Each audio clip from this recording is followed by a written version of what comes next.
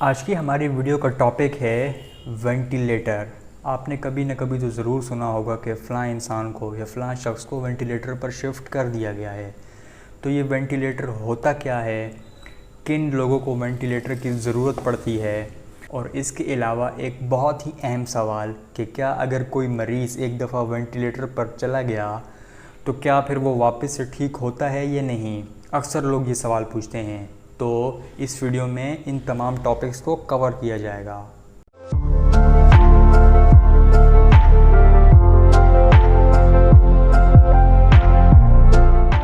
तो number 1, ventilator machine क्या होती है।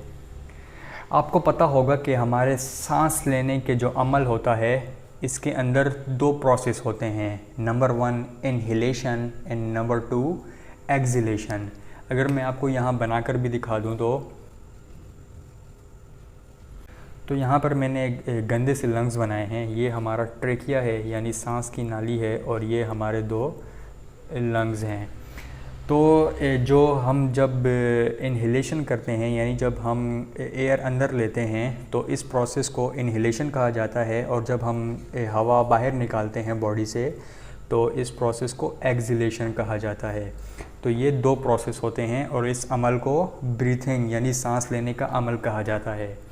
तो जब अगर किसी मरीज़ के लंग्स काम करना छोड़ दें, या फिर वो इनमें से कोई एक अमल ना करें, या तो वो इनहेलेशन ना करें या फिर वो एक्सहेलेशन ना करें, तो कोई भी प्रॉब्लम अगर आती है तो ऐसे मरीज़ों को फिर वेंटिलेटर की ज़रूरत पड़ती है। तो वेंटिलेटर एक ऐसी मशीन है जो कि पेशेंट के जो लंग्स होते हैं उनको सपोर्ट करती है।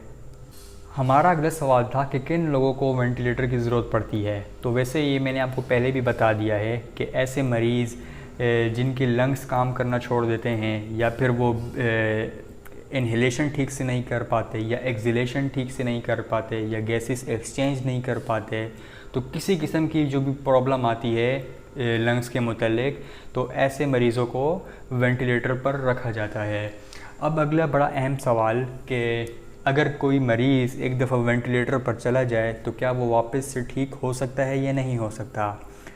मैंने आपको पहले बताया कि वेंटिलेटर जो है ये सिर्फ सपोर्ट प्रोवाइड करता है, ये कोई ट्रीटमेंट नहीं होता। ट्रीटमेंट उनको मेडिसिन के ज़रिए ही दिया जा रहा होता है। वेंटिलेटर कोई ट्रीटमेंट नहीं होता कि अगर आप मरीज़ को सिर्फ वेंटिलेटर पर रखें तो वो ठीक हो जाएगा, ऐसा नहीं होता।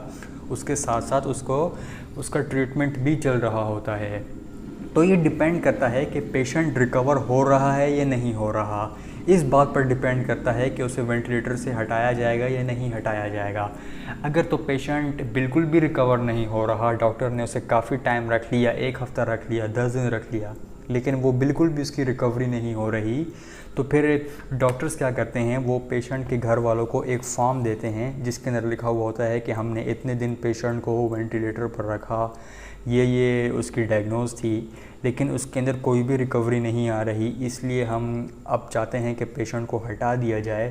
तो अगर हमने पेशेंट को हटा दिया और उसके बाद पेशेंट को कुछ हो गया तो हम लोग ज़िम्मेदार नहीं होंगे। तो उसके बाद अगर पेशेंट के घर वाले उस फॉर्म पर साइन कर देते हैं, तो उसके बाद जो हॉस्पिटल का स्टाफ होगा वो वेंटिलेटर हटा देगा उस पेशेंट से।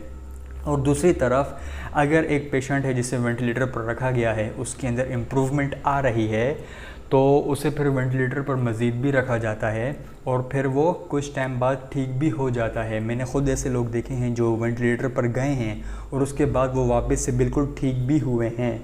तो हम 100% ये नहीं कह सकते कि जो शख्स वेंटिलेटर पर जाएगा वो वापस ठीक ही होगा। ज़रूरी नहीं, ऐसा नहीं होता कि वो ठीक ही होगा। वो पेशेंट के ऊपर होता है कि उसकी रिकवरी कितनी जल्दी हो रही है और हो भी रही है या नहीं हो रही। तो ये इस बात पर डिपेंड करता है। तो ये आज का हमारा टॉपिक था वेंटिलेटर के बारे में। उम्मीद करता हूँ आपने इससे कुछ ना कुछ ज़रूर सीखा होगा। वीडियो आपको कैसी लगी कमेंट्स में ज़रूर बताइएगा, और अगर आप चाहते हैं कि किसी और टॉपिक पर वीडियो बनाई जाए, मेडिकल टॉपिक पर, तो आप नीचे कमेंट्स में लिख सकते हैं। वीडियो देखने का बहुत शुक्रिया।